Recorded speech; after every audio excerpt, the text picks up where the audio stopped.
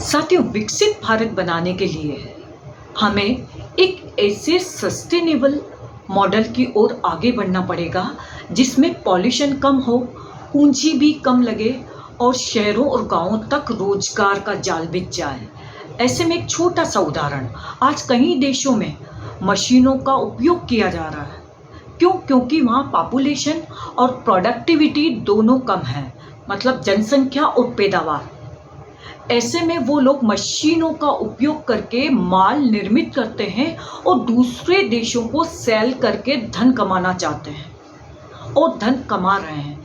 ऐसे में अगर हम भारत की स्थिति देखें तो हमारे देश में बिल्कुल विपरीत स्थिति है।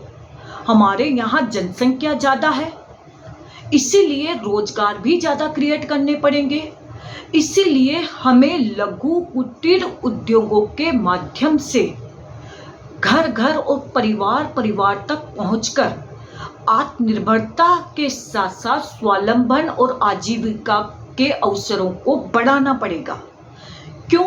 क्योंकि अगर हम भारत में इतनी जनसंख्या होने पर मशीनी उपकरणों का उपयोग करेंगे तो लाखों करोड़ों लोगों के हुनर, स्किल और आजीविका को छीनने का काम होगा।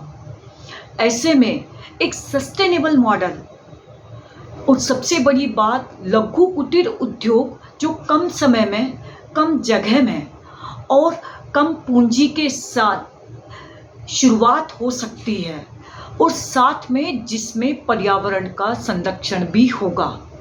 ऐसे में हमें लोकल मार्केट्स को बढ़ाना पड़ेगा, लोगों को हुनरमंद करना पड़ेगा और जो हमारे परंपरागत ट्रेडिशनल जो छोटे छोटे उद्योग धंधे थे उनको पुनर्जीवित करना पड़ेगा। इसके लिए सरकार कई तरीके से सपोर्ट, प्रमोशन और साथ में बैंकिंग सुविधाएं भी दे रही है।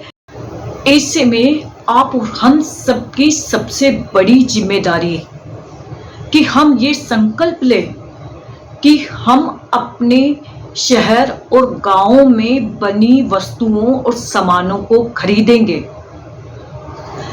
ताकि देश और समाज दोनों बढ़ सके।